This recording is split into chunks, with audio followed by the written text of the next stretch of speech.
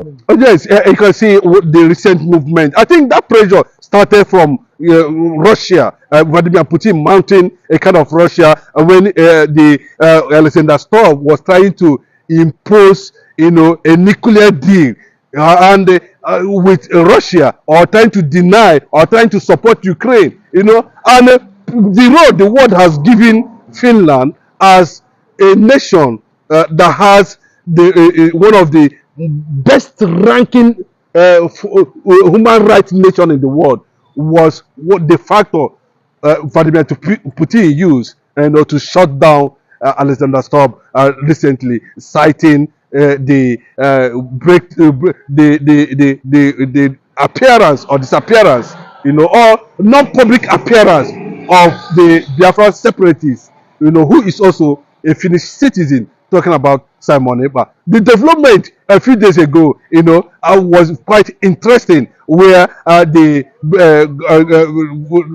president Vladimir Putin of Russia made that kind of gesture to the world and United Nations, of course the EU, signaling that the Alexander Stubb can be put on the scale now, that Finland can actually put on the scale because of the threat against Simon Ekpa. And remember, for some time now, the Vladimir Putin government or Russia government has been enjoying some certain support of liberation for freedom fighters.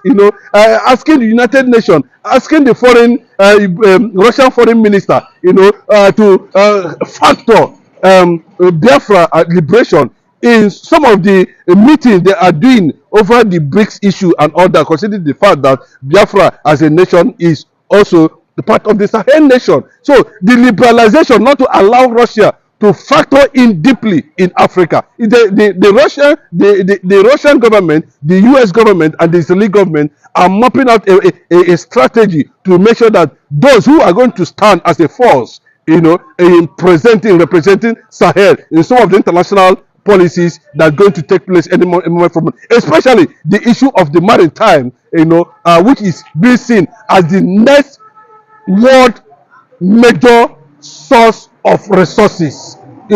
Anytime that is even more, deep in terms of generating income more than the oil. I'm talking about the sea, the maritime sector, and of which they have already singled Biafra as a major nation in terms of human resources, in terms of strength, in terms of innovation, in terms of capacity, in terms of anything, So they are looking at that direction, and you can see that the international policy in Europe and Africa and Canada and some of them where Nigeria has been banned completely from entry are beginning to question the reason why Simon Ekpa, a Biafran separatist in England, should be banned from public appearance. A lot of people are saying that the Finnish government actually arrested him, and a lot of stories have been tabled from that direction. But I can tell you now that a few days ago a drama played out in the Finnish court, which unbelievably the Finnish government came out openly and declared that Simon Ekpa Nigeria evidence against him was as a result of resistance of the Igbo killing that made Nigerian government to forge that petition. That most of the things that the Nigerian government wrote in that petition has been found to be linked to Simon Ekpa's resistance over the killing of Christians in the eastern part of the country, allowing Fulanis, and doing all sorts of oppression and suppression by the Nigerian soldiers and Nigerian government. So, having seen that the government of Finland felt disappointed after this investigation and felt that they have actually shot themselves on the leg. That if they have known, if they have had such information, if their legislators have done this investigation properly, there wouldn't have been any need even to entertain the Nigerian petition to the extent of trying to see how they're going to muzzle opposition in that regard. Simon Ekpa has not been found to be linked to any ISIS Akiada, Boko Haram, whatever. There was nothing like that. It was not linked to anything.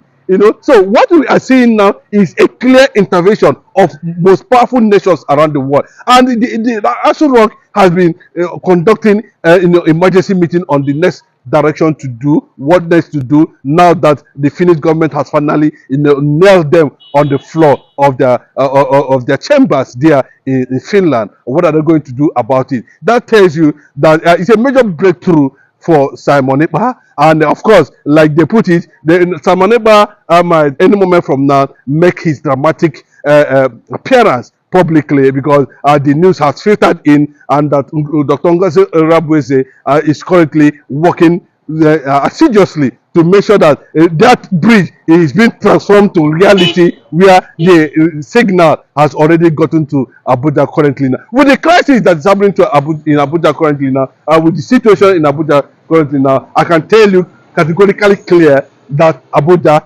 is politically and bilaterally confused over the development that has happened outside the world as a result of Russia, American and Israeli pressure on Finland to get Simon Ekpa to a freedom point of breakthrough.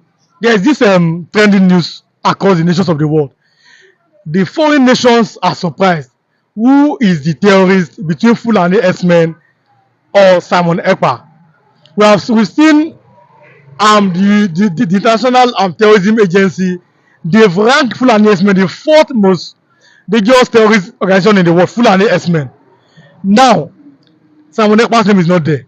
And they are asking, why can't the Nigerian government take Fulani S-men more seriously than Simon Ekpa? Probably nnamdikanu. What do you have to say about that, about Nigerian government? It tells you the biasness of the North. It tells you the biasness of the system. It tells you the biasness of how biased the Nigerian government are on the issue that has to do with the secession of the Igbo people from Nigeria, which has long overdue. And I can tell you that the world is already had our voice. The world is already working on that. I can tell you, there's massive lobbying in the United Nations now. There's massive lobbying in the Congress. There's massive bilaterally. That everywhere in the world, you go to Russia, everywhere the IPOB members, are working. The Biafran government in exile is working. But surprisingly, in all this thing, victory of Biafra has been announced few days ago, that Simon Ekpa has recorded a major breakthrough after the Finnish government has already endorsed his public appearance any moment from now. And that public appearance, is going to signal to the world that the time has come and the time is now. So if you look at it very well, Simon Ekpa, who is a Biafran government in exile, can be felt, can be seen, and IPOB members can be seen anywhere in the world. They are still all over the world. I can tell you currently now, if you are watching this platform, you are watching this video, you can see the reactivation of IPOB all over the world now, signaling that is a welcome development. The news we are getting from all over the world is meaning that Simon Ekpa is also behind. They are doing a lot of diplomatic jobs. That Simon Ekpa, Finland is a free world, but unknowingly to Nigerian government, they don't know how the young man Simon Ekpa has been able to carry out these activities from one place to another using all his network of connections, and the Biafran popularity is growing on daily basis. The world does not believe, the world does not compromise, the world does not see IPOB or Biafra or Simon Ekpa as a terrorist. But unfortunately, those who want conquest in Nigeria, those who want to oppress, continuous oppression, those who doesn't want to fix Nigeria, those who doesn't want Nigeria to work, those who have mounted pressure, those who have agreed that this is the type of Nigeria they want, the life of Simon Ekpa is their problem. They see such man as a hindrance to that agenda, including the IPOB leader who is already in detention for 5 years now. And I can tell you, these are the people who stood in respect to that. And kudos to the man from Burkina Faso, Ibrahim Traore. I want to talk about the man. The man rejected 200. I mean, the man rejected the young man, a military president. Though, like I say in Nigeria, you are not calling for a military president in Nigeria. But this is an example. This man rejected 200 mosque offer from Saudi Arabia. Are you not thinking that can a Nigerian leader ever do this? No, the man has already go out and signaled. I told you that he's working hand in hand with the Russian president Vladimir Putin, and he has made call for the immediate release. Finnish government should immediately, without any delay, release Simon Ekpa immediately, because he never committed any offense. He said Simon Ekpa is like me, Ibrahim Traore, who is fighting imperialism, who is fighting, monarchical, tyrannic and dictatorship, who is fighting to liberate his people, who is fighting colonization. I think that power and that instruction and that agitation from Sahel nations, which they have already put down Biafra as one of the most powerful Sahel nations to come as a result of BRICS, has already told that Finland government that Simon Ekpa must be removed. That's why I'm saying that a new twist to Simon Ekpa's public appearance any moment from now, as we continue to experience this major breakthrough for Simon Ekpa and of course of the Biafran government in exile. What we are hearing from these nations and from world leaders around the world is a good news. And for those who are already in a meeting, from what we are gathering, that Alexander Stubb and his lawmakers and his congressmen or whatever team they have there, have already in the emergency meeting now to decide what they're going to do in the next few days from now, ahead of May, when the Finnish government felt that they have concluded whatever investigation they are doing in that regard, and that Simon Ekpa will hit the public space once again. That's development now, and from the fact that we are already in it and we are pushing towards a direction that is going to surprise everybody any moment from now, the way and manner Biafra nation will be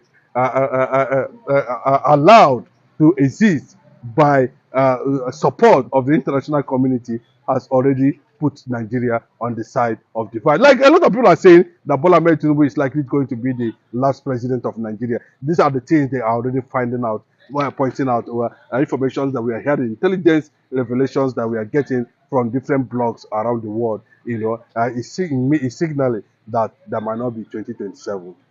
Finally, as we close, do you see a future for Nigeria as a united nation? Nigeria is not a united nation because it's not a nation yet.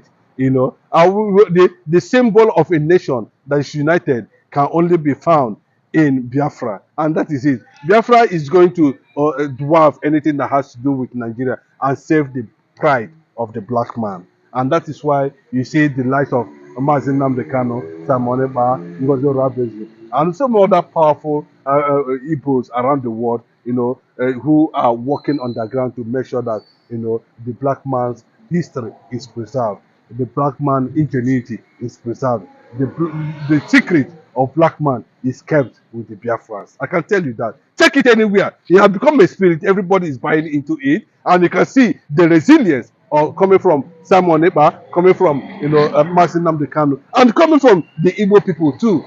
How they have struggled over the years, even though they make sure that everything that belonged to the Igbo land was being fragmented. Yes, let me use that word. A shame on Asari Dokubo, or whatever he calls himself currently. Now I think he should cover himself in shame. The Igbos people, except those who are optimistic of what the Igbos stand in Nigeria today. But him now will continue to face disgrace until he realizes that the Igbos are not here to just crack jokes for cracking jokes, or to look at crude oil. They have not been able to touch any crude oil for the past 64 years of Nigerian existence. The Igbo man has not near anything that has to do with resources of crude oil coming from any. We have it in Abia, we have it, But I'm talking about the way they just project it.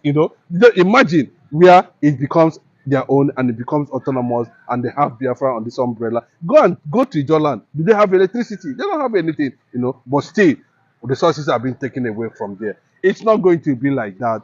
were to be rooted on the development, the sort development, based on what is going on between Tinubu and the vice president who represent the northern bloc. You know, the south part, the eastern part of the country is not interested in this their game for now until we see how the issue of massive nnamdikanu factor is going to play out at the end of the day. Until we see massive nnamdikanu release, then that will determine the kind of thing that's going to happen. And remember, as it stands now, currently now, I can speak to you, the development in the Senate and in the House of Representatives, and among the APC governors in the entire northern states have clearly moving towards the recent statement. That's the way you know there's a problem. Credited to Pat Tommy, where he said that some APC big names are already in the coalition. Well, it means that currently now Bola Ahmed Tinubu is likely going to shop for another vice president come 2027, because the way it is now, Shetima, whom the Southwest, the Yoruba, felt that he was becoming a big threat, has been silenced by Lagos boys in Aso Rock currently now. Is that the development is going to push Aso Rock to collapse, and of course, not only collapsing, it will move towards the direction of trying to seek a magical alliance with the entire eastern part of the country. And when I'm talking about the eastern region, I'm factoring the south and the southeast, into this, because that is what it is. Forget the fragmentation they created. So from the calculation of Bola Ahmed Tinubu, he feels that the likes of Ababio, Engineer Baribe, of course, who walked out. Seriki Dixon, of course, that one also worked out. We're talking about Odzo Carlo, who is going to look like if he's a serious politician. I'm telling you, Odzo Carlo is not a serious politician as far as it comes to the eastern part of the country. The real leader currently now in the entire eastern part of Nigeria is nnamdikanu, and that is the person who will determine the structure of where Igbos are going to do, depending on how they're going to network between Tinubu and, of course, the structure that has to do with the Biafran recognition. When you say Nnamdikanu is the leader of the Igbos, Nnamdikanu is not a politician, he's a freedom fighter. How did he become a leader, and who voted for him to be a leader of the Igbos? What I'm saying is that currently now, Mazikan has become the symbol of 80 million Igbos around the world. That's what I mean. He has the political strength. He has the political symbol. He has the structure. His word is command and order. Anything Nnamdikanu says on any issue now becomes final. It might not be in any Nigerian dark way of playing politics. He might not get himself involved in some of these things, but morally and otherwise, Nnamdikanu is the symbol of anything that has to do with Igbo nation, anywhere, any day, politically and otherwise. That's how an average Igbo man sees Nnamdikanu currently now. And some of these people also see Nnamdikanu in that direction. He has not been able to, but at least he has been able to, do some certain things that has attracted millions of Igbos around the world to begin to give him that consciousness that he is the Igbo leader. Now, as we close, El-Rufai sought permission from Buhari to leave the APC, and he said Buhari gave him the permission. Are you not thinking that Buhari too may have finally left the APC? Yeah, of course. The body language we are getting now, the CPC and ABGA and the Labour Party and the new PDP or whatever PDP is inside, whatever aggrieved APC members, we are going to see the kind of thing that's going to happen. But the main thing ahead of 2027, but any moment from now, talking about June, where we are going to see a major political coalition and pronouncement and directment and judgment of whatever that is hidden they are doing underground. We are going to see it in that direction. But I can tell you, in honest truth, what this man did to Igbos, Wike Tinubu did to Igbos, especially taking the Igbo man on, is going to. But I told you one day that anybody that is carrying justice will not have anything to give but injustice. He's carrying injustice. He will give injustice because that is what he's carrying. But let me tell you, in the absence of injustice, in a place where injustice is playing a major role, injustice is playing a major role, or is being seen as law, what follows is chaos. What follows is crisis. What follows is resistance.